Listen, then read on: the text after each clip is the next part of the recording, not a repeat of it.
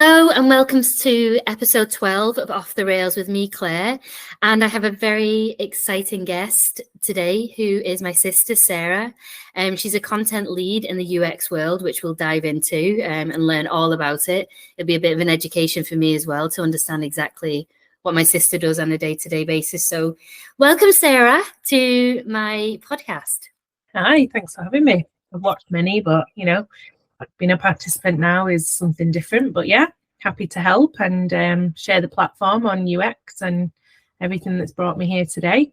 Exactly. So for context, my sister's based in Manchester. I'm in Porto, so hence why we're having a video call as opposed to catching up over a glass of wine and doing a podcast, which is very much our thing. But on this occasion, we're keeping it to strictly work. So yeah, as I say, I want to get into kind of the UX world and know more about it. The reason why I'm doing this is for anybody listening, I often speak to people in a more design, fashion, textiles, beauty kind of world, because those are the worlds that I've been very much familiar with, I've worked with. However, I've also worked through e-commerce for the majority of my career, and I've worked alongside or handed over certain projects to UX design, to copywriters, to marketing departments, all within a realm of similar kind of ilk of what Sarah has or is doing right now. So I think it's useful to kind of close the gap on the taboo of what a UX designer does and learn a little bit more about that today, but also the creative world in general isn't just about the kind of artistic side. There is all of these different, as I say, these other realms that we can dive into. So without further ado, I have a lot of questions that I'd already sent across, which I want to go into. Some of them for people listening. Yeah, they might seem a little bit obvious because Sarah's my sister. However, there's still parts of family and relatives that you don't know when it comes to their professional life, what they do on a day-to-day basis. So let's start with one that I think anybody listening would find interesting. You're now a content design lead, as we've mentioned at the top. But what is it you wanted to do when you were very young? What was your ambition? What was your kind of, when I grow up, I want to be? What was that for you? Yeah, I mean, I don't really know, to be honest. I just knew I was obsessed with books, words, learning, but most importantly, stories. They just really fascinated me. I was the kid that was always in the library, or when we went shopping, you were always going off like to the clothes section. I was always going off to the book section, and mum would come and find me sitting on the floor reading a book, very much the Matilda of the world. But yeah, I didn't quite know whether I wanted to be a writer, but I just knew I was obsessed with books and learning and storytelling ultimately. Yeah, and I think I have as kind of my next statement / question is, for as long as I remember, you always had your head in a book. So much so you had your own bookshelf, which wasn't just a shelf, it was a book, what would you call it, like a book stand, a book cupboard in your room. Okay. Yeah, bookcase, that's it, exactly. I don't even know why I lost the word for that. But yeah, as a little girl, and just that was always what, you had a collection of books from, yeah, I remember like Enid Blyton and, them like as teenagers, those Yeah. Diary of and all these kind of things. Yeah, I remember all those when we were growing up. So yeah, for as long as I remember, you definitely were the bookworm of the family. Yeah. So kind of didn't really know what you wanted to do, but had a passion, loved reading, knew that's kind of where you felt good and you enjoyed doing it. And I think that's always the foundation of anything. You kind of have a passion and a love for something. So let's kind of fast forward a bit to when you were at university. So you did a BA in English literature and journalism, and then you went on to magazine journalism. So what, kind of take me through from that stage when you first went to uni. Tell us all about where you went to uni, how you decided on that, your journey through that, to then kind of the step change to magazine journalism. Yeah, I guess it was the English literature that was always what started me in my ambition of like what I knew I wanted to do in further life. It was like a natural course. It's something I was always really interested in at school.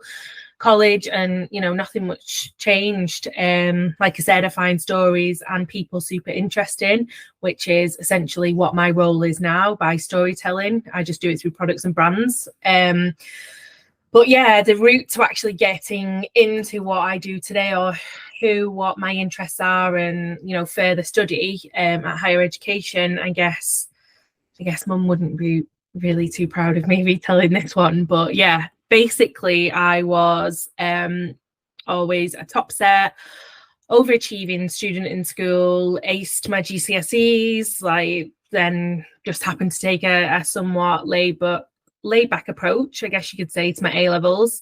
I had planned to go to Queen's University to read English. Like I said, that was kind of the bookworm in me. I just loved reading.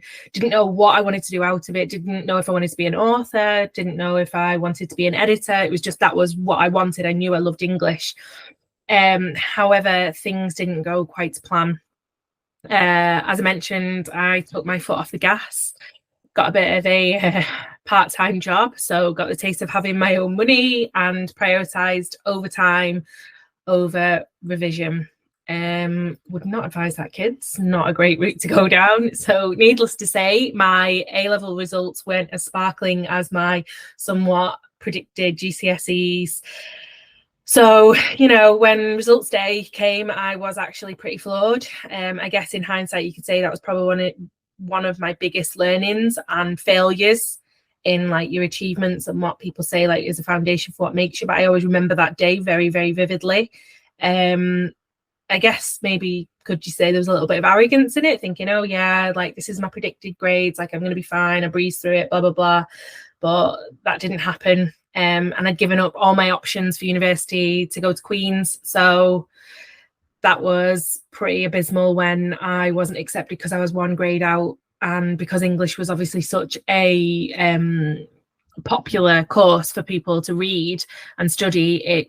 They were, you need these grades, that's it. So yeah, I was like, okay, back to square one, what do I do?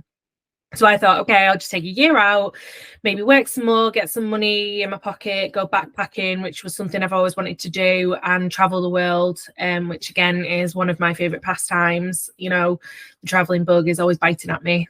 But mum had other plans. I wasn't allowed nor supported on that venture, as she knew I'd never come back to study. And you know what? She was right. Knowing myself 20 years later, I wouldn't have.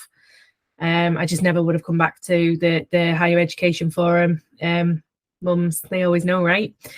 But yeah, I sucked up my pride, licked my very self-inflicted wounds, and decided I could either repeat a year or go through the clearing process, which, if anyone doesn't know, I don't know if it's the same across all countries, but in the UK, like if you don't get your predicted grades or you don't get the acceptance based on your grades to the university, you go through this process, which is like a pool of courses that are available to kind of take anyone on board, any student at any university. That's the clearing process, or what it was 20 years ago. It may have changed.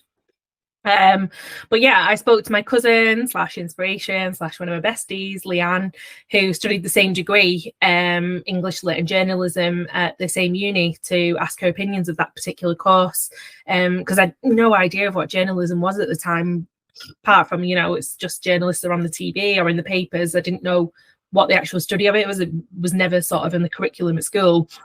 And I was sold within 5 minutes. I was like, yeah, it sounds really cool, really interesting, like really buzzy. Buzzy, is that even a word? But yeah, and off to UCLan I went. I then realised after a year of combined honours, writing was my passion, not reading. So that was the journalism aspect.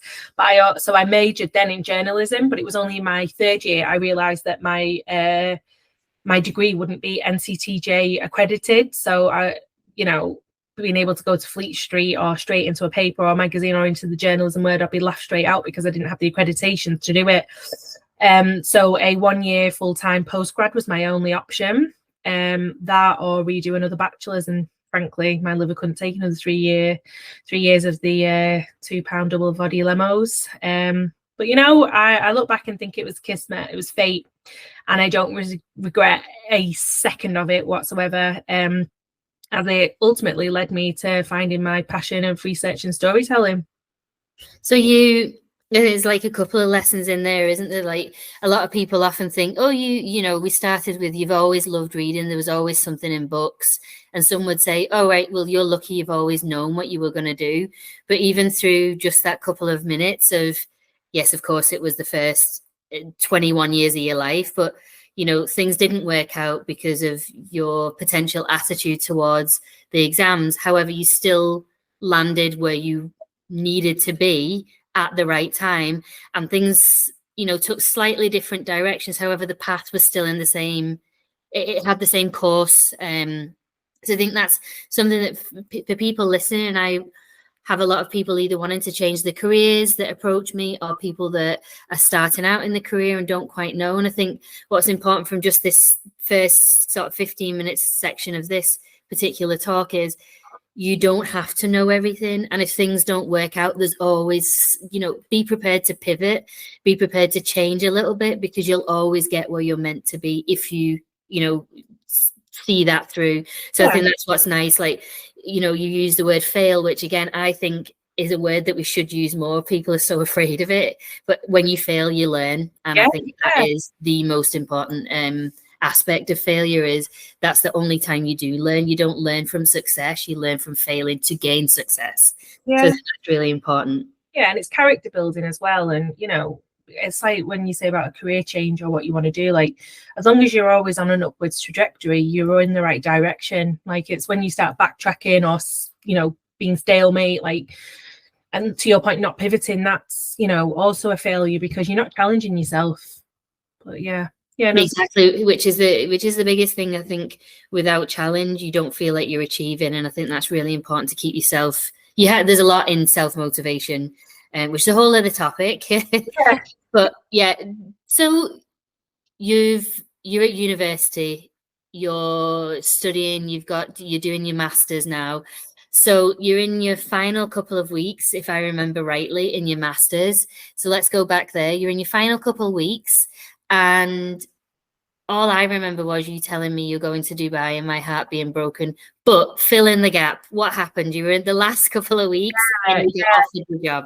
Yeah, so I mean, I was pretty lucky, to be fair. It was during the summer of my final sort of dissertation of my masters, or like, you know, designing and editing and writing my magazine. I'd done a 15,000 word dissertation. I didn't fancy a 25,000 one for my master's, so I chose that. I think in that designing and writing and editing my own 68-page magazine would be easier. It wasn't, trust me. It was much harder. But yeah, I was actually interviewing throughout that whole summer semester to try and get a job at the end of it, you know, because that's kind of what I thought. I was so done with uni at this point, like 4 years solid back to back.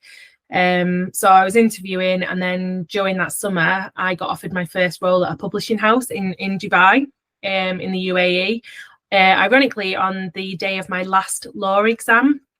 And then, you know, 16 days later, I was boarding a plane with a one-way ticket to the desert at 22, with a whole host of adventures ahead of me. But, you know, for those that don't know, particularly my age or that time, it was 2008. So my adventure bucket list was caught short due to the recession. So back home, I fled, again, feeling a bit of a failure, tail between my legs. Even though it was beyond my control that the business had collapsed, it was just the state of the world and where we were. Obviously, we were going through a recession, and it just wasn't financially feasible or secure for me, like personal security for me to stay there. But you know, in what the opportunity via good old Guardian jobs, if you remember it back in the day, there was an advert I'd seen to be a freelance copywriter at the retail giant Littlewoods Group.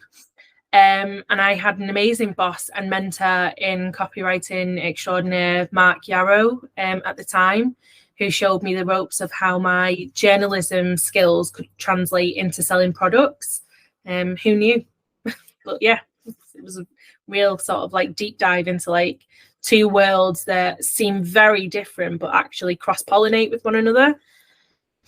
Okay, so you in Dubai, in the world of journalism, glamour, of course, that was, as you kind of stated, cut somewhat short. You were there for like what, over a year? Just under a year, about 10, 11 months. Yeah.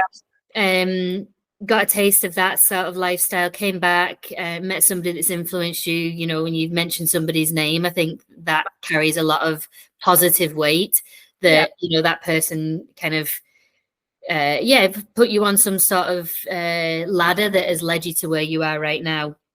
And so you say like journalism, you can translate that into selling products. So you went into Very, which was writing about the fashion world, where obviously you and I for a long time could actually connect, and I understood what you were talking about.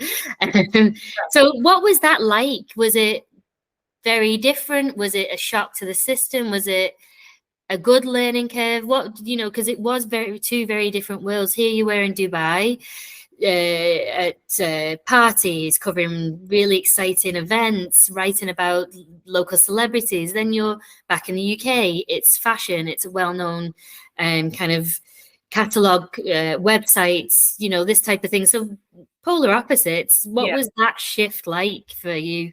It was really hard initially. I met lots of bossy buyers. I realized the importance, and likewise that transition, like I was able to understand your trade and what you were doing, and the amount of responsibility that a buyer has in the world. But yeah, like I said, initially very hard, because it was changing and transforming my skill set that I'd spent 4 solid years studying to hone and perfect, then putting it into real life world for another year, to then, you know, changing that long form to short form copy. That's ultimately the difference. So it was the idea of selling that story was no different to ultimately selling a holiday wardrobe, for example. You still need a hook and a USP to sell the product. And as time and companies and jobs went by, working with other great copywriters and content designers, I was able to hone my skills, and it just ultimately became second nature. And as they say, the rest is history, I guess.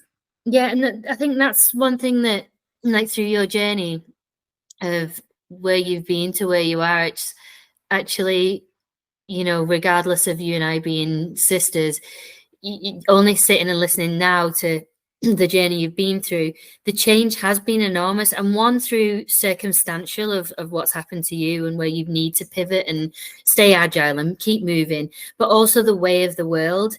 So, you know, gone, not completely gone, but definitely in that direction, are the days of glossy magazines. Everything is so much more online. So, you know, that has changed massively. So people in that industry have had to adapt and change, of course, as well. So you've gone through that change. You're then in the world of copywriting. So what is that like? What's that change like once you move again from, you know, I think you were at Littlewoods and then you moved to, was it Aldi, the agency you worked? Yeah, that was advertising, McCann, advertising agency I kind of worked into. So yeah, it was that natural progression from journalism into copywriting into UX, and the importance of that. You know, being able to be, well, ultimately you have to be agile, right? Because the platform and it's always transforming and ever changing. So being agile and able to pivot are key skills, 100%, no doubt about it. If you stand still, you never get anywhere. And I guess in my almost 20-year career, that's horrible to think, I've seen the shift from, like you mentioned, from print to digital, job title and skill set change, as has the user and consumer behavior and forum. Like, you know, you simply must keep moving, train, learn, and upskill to stay relevant. Being ignorant to change will get you nowhere.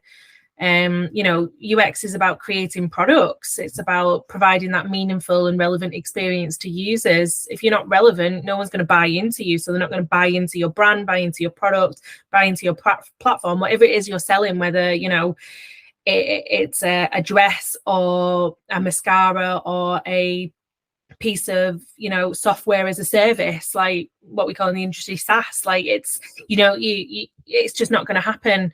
And, you know, being a UX writer / content designer, whatever, you know, job title you take up under the umbrella now, same things. You need you need to have a set of skills. Like you need to be an exceptional communicator, be brilliant at collaborating. If you can't collaborate, you're in the wrong job, because there's no I in team.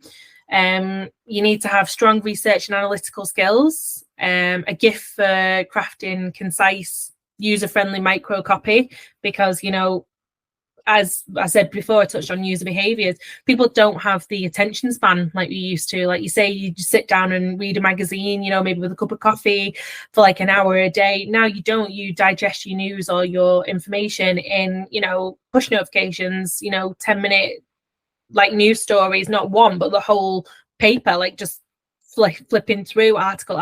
You read the headline, yeah, I've got it. Like we're moving as consumers now, we're just moving so much faster. So being able to have micro copy, being able to write micro copy is a key skill, 100% or not. And believe it or not, I can use 5 words instead of 50. Yeah. And a deep understanding of that user experience design, which includes, like, you know, key principles, methodologies and processes. That holistic UX process involves every element, like lots of different elements, should I say. It includes research, design, both product and content, strategy, knowing what will be of use to your users and what won't. You know, there's no point selling something that, you know, is no benefit to anyone. It's just redundant. You get people bouncing. No, thank you. And again, if you're not moving with the time and trends, you're not able to offer a product that's any use to a user, so you're not making a profit. And ultimately that's what these things are out here to do. Like, we're all out here to generate money. You know, it's an economic environment regardless of what, you know, industry you're in. So whether it be beans and jeans, an insurance policy, or a new social media platform, for example, like, it's about relevancy and upskilling and training and always being at the forefront of whatever your industry is. But especially in UX, it's ever evolving. Like, you know, last year we had ChatGPT. This year we're talking about AI efficiencies. It's like, oh my God, am I going to be able to do my job in 10 years? Like, or is a robot going to replace me? You know, there's all those things, but you have to keep your ear close to the ground and always a nose in a book or on a screen reading and updating. Yeah, because nothing's going to wait for you. I think that's the moral of everything right now. You know, it's moving incredibly fast. Technology is moving faster than ever. At least it feels that way with everything that's coming through. So I think you're completely right. And it's also, you know, you're somebody that adapts very, or at least from the outset, what people feel internally, I can't fill in the gaps for you, but at least from the outset, you kind of, okay, challenge accepted. Let's get on with it. Let's see how I do here. It's fail or foe kind of thing. And I think you're that type of person that just takes it and runs with it, which is brilliant. And I think, again, it's just for anybody listening that fears that. There is nothing to fear. I think everything is to gain. And I always think that through the philosophy of life as well. Go for it. And again, failing isn't bad. It's a learning curve. I think the word failure has come to be this kind of this word that we fear, but it's absolutely not. So yeah, I think I could listen to you all day. I think what you say is just, yeah, you say it so eloquently and so beautifully. And yeah, I think sometimes that you should be the one doing the podcast because you're the wordsmith here versus me as it goes with sisters. But anyway, I'm giving it a go. And you were very good at giving me feedback. So that's always positive. Oh, and as you know, the great Albert Einstein once said, failure is success in progress. Exactly. So yeah. You know, and if you can't get on board with Einstein, then good luck to you. But you know, I never see anything as a failure. I see everything. I mean, I must admit, I used to have that kind of negative mindset, but something switched, and maybe that's with age, maybe it's with experience and wisdom. But you know, there's also the age-old quote, who I can't quite put a name to it now, is, but you know, fake it till you make it. Like, if you don't know something, you know, be in the room, be present, always be open to learning, because you know, you can get on in life if you're willing to try. If you're not, you're never going to get out of the starting blocks, because you just won't succeed if you're not willing to put yourself out there. And you know, what's the worst that could happen, you know? Exactly. Yeah. A little bit of red face in a meeting, maybe, or at the end of an email or Zoom chat or team chat, whatever. Like, oh God, yeah, I should have known that, or oh, I shouldn't have said that. so what? Like, Yeah, we've all been there, done that, got the t-shirt. I think it's better to have experienced that than to not have. I yeah, always believe in that always, sentiment. yeah, always ask the 5 Ws. It's like the fundamentals of journalism. This is the one thing I learned, and it always sticks with me, and it applies to everything: life, work, romance. The 5 Ws: who, what, where, why, when. Who are you with? Why are you there? Or, Yeah. like, if you're asking personal, but in life, like at work, if you get a brief, or you go into a meeting, it's those 5 Ws: who, what, where, why, when. Like, who's it for? Why is it happening? When is it happening? Those are all the directives you need for your answers to anything. So I think those are the fundamentals of anything. And for me, is always the 5 Ws, but that's just having a curious mind. I can't Yeah, help. exactly. You're inquisitive. So do you think there's anything else that we need to know about UX in your realm of what you've learned, what you're willing to learn? Is there anything that you think, oh, I want to share that? That's something like, what's a day in the life kind of look like? What is it that we should kind of know a little bit more, or you think we've covered? I mean, I work for a large supermarket at the moment, Asda, and we're in the process of migrating from Walmart's platform to our own. So no 2 days are the same. We're not actually in a run state at the minute, which is frustrating. But it's also because that means I can't design great products, but it doesn't mean to say it's not happening. It will in H2, but no 2 days are the same at the minute, to answer your question. Like, one day could be doing some user testing, and another it's doing some strategy planning as a lead for the team. Like, what do I want the team to achieve? It could be putting together frameworks for learning and development. It might be doing some editing. It might be looking at end-to-end journeys and how we improve that for the next transition state that's going to be run out. It's very, very different, but that's obviously just specific to this role.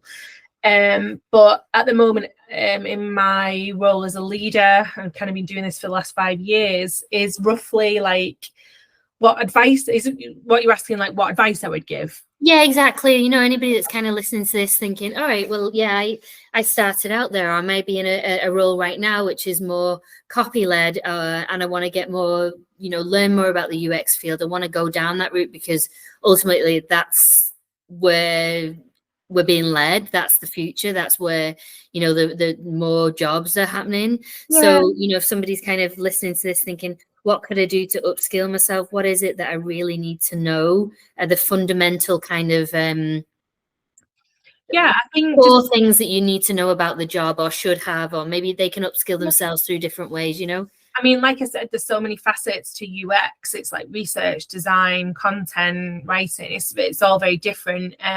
So kind of collectively, if I was to say anything, I would say, go and do your research on research. Learn the differences between quantitative and qualitative research. Like, what is that fundamentally? Like, look into what like lean UX is. Like, there's loads of frameworks and canvases out there like that will give you a starting guide to understand a little bit more about it. There's lots of online courses, but try and see if you can get some work experience, like if you're really fundamentally at that stage of your career, because you'll know whether or not it's for you. It's a very fast-paced environment, things change. You can't be precious about your designs, concepts, copy, creative, whatever. You'll find that anyway in the creative industry. You just physically can't. You'd never succeed. You have to take it on the chin if someone says they don't like it. But go back to your 5 Ws principles. Always ask why. Why doesn't it? And it's not like offensive. It's more like, well, I need to understand you're a user. You may be a stakeholder in my business, but you're ultimately a user. Why is it that you don't like this? But I think that's another good thing, regardless of it being specific. Well, it's not specific to UX, but I like that topic because it's feedback. And I think, again, to move forward and to better yourself and what you're doing, you need constructive feedback from those that are giving you a statement. And I think that's very different. And I think anybody that's listening to that as well, whether you're working with peers or if it's coming from leadership, when somebody makes a statement about how or why they don't like something, really press on, what could I do differently? What are the fundamental things that you're not clicking with or that I'm not getting? Because without feedback, you cannot move forward. So I think that's just to call out that piece of advice that you've given. It really is, because I've worked in so many places over the years that people just very quick to, I don't like it. Yeah, but that's my point. And you're waiting for the next thing, and you're like, But that's my point. why? I found myself in plenty of sticky situations, and if you know me like you do, but maybe your listeners might not, you'll know that I can be quite stubborn and a bit prickly at times, and I've been told that by previous managers, because I'll just say why, like not to like my managers, but like to stakeholders, who may then feed back and go, oh well, it was a really awkward meeting, like Sarah wasn't receptive to it. And I was like, I was receptive. I need to understand why, because fundamentally, like if you don't like something or you don't agree with a creative or design decision, I need to understand why. Not because it irks me because you don't like my work professionally. I pull myself apart from that, like and that is to anyone who wants to be in content design or UX writing. Like if you can't self-sabotage your own work, then you're in the wrong career, because your words will always be pulled apart. Like regardless, your copy will always be pulled apart, so don't be precious over it. But it's the fundamental why. Just I'd like constructive criticism because I need to learn to move forward. Like otherwise, my point previous, your stalemate. Well, Yeah. okay, I can't go back to the drawing board because this is how I see it. This is how I've perceived your brief. This is how I've perceived the research. What do you want me to do else differently? Why isn't it working for you? Give me your reasoning why. And if they can't, then that's subjective, and subjective opinions don't matter in the design process. But if you were to ask me what piece of advice I would give as a UX leader, then that would be a little bit different. I mean, maybe I sound like a hypocrite now, but I would be all about setting the standard. Be that in the application of conducting yourself around your team and establishing those processes, set design standards, which ultimately will return in ensuring your team's efficiency and effectiveness, which is obviously what everybody wants. Like you want to be not churning, but rolling out great work constantly and keeping everyone effective and efficient. And then hopefully that evolves into team satisfaction. You can all go out for a savvy bee after work. Yeah. No, I think there's a lot in that. You've put it in a nutshell, but if you really unpack it, there's a hell of a lot in it, because everybody uses the word leadership. However, it's not just for leaders. It's good for those that sit under that management level to understand what to expect from leaders as well, and how to challenge in a respectful way. So it works, the kind of bottom up and top down. I think it's super important for both to understand who and what plays the role that they need to, and that they should be doing in any business to deliver. But I think feedback is key from a leader, to give constructive feedback with direction, but let that person, prove themselves to deliver it. You're not spoon feeding them, you're showing them direction, and then they take that direction and deliver. And the same for anybody that's in a position, no matter where you are and how long you've been in your position. I think it takes time, and it takes courage to ask for feedback. I've seen it. I've been in that position as well, where I've been like, okay, and you walk away and you're like, I have no idea what to do now. And you go through turmoil, you feel sick, you sit for maybe double, triple the amount of time going through doing different scenarios because you're not sure which one they want. Whereas when you ask for constructive feedback, you're like, okay, you didn't seem to like that. Could you give me more information? And then it's not only more helpful for the leader to give that information, but also for the person receiving the feedback, because you know where to go. So I think that's something that again, it comes back to that fundamental 5W process that I outlaid, is the why. Because someone can't just give you a yes or no answer. They have to explain themselves, and that ultimately comes back down to whatever level of the hierarchy you are positioned at. It's all about having respect and just keeping your ears open, whether you're a leader or a subordinate, whatever. I like flat structures, to be fair, because I think everyone's all in the same boat. I think if you're in a leadership position and you think you know it all, then you're not really in the right role. Like, you should be learning and evolving and improving for yourself and for your team day to day. Oh, completely. I think you're never done learning, and that's the beauty of life, isn't it? So life doesn't stand still so you can walk through it. You have to keep moving, because the world is literally moving all the time. So I think that's a really And I think one thing like COVID taught us as well, like the pandemic, like it changed a shift in leadership because we had to change as a workforce. But yeah, that's on it. No, I think that's really important and really sound. Like, I think there's so much about a role, and everybody has unique skill sets within their role. Like for you as a UX design lead, for me as somebody that's been in the textile world for many years, you have those unique skills that are specific to you. However, there's still, like you say, the fundamental things regardless that you need to do to be successful in a role. Like those things you've mentioned. So I think that's really important, just to underpin those. But yeah, super, really, really interesting. And like I said at the start, you regardless of us and anybody that knows us, and then those that don't, you and I are incredibly close. You're not only my sister, you're my best friend. So I think I know everything about you, but that's just been like a whirlwind of, wow, God, the intricacies of what you do on a day-to-day basis. And you know, it's like anything, isn't it? The fires you have to put out at work every day, you know, just to get something over the line is, you know, it's incredible. Yeah, the good thing we've learned about this process and like doing this podcast is, and it's a key learning to give out to people, is leave your work at work, don't bring it home. Oh, absolutely. We talk about, like, we've learned about, well, you've learned a lot more about my role in this and what I do day to day and what I have done and where I've got to, etc. But you know, I don't bring it home because you've got to. I mean, younger years I used to, but I think again that comes down to that wisdom piece and experience. It's like, just leave it at home. I know the difference now, and I understand that work-life balance. And I look at other things, like other entities that I fill my time with in the evenings, not worrying, oh God, how did that email sound when I sent it? If I sent it, did it sound abrupt? Did it, you know, what am I going to face in that meeting tomorrow, in that presentation? Just deal with it when you deal with it. Like, exactly. That does take time and it takes experience for sure. But once you get to that point, life becomes so much easier. I think whether it's circumstantial or age or wisdom or whatever you may call it, but once you get to that stage of tomorrow's another day, right now I'm going home to be with my home life, whatever that looks like. I think it's super important to be able to do that.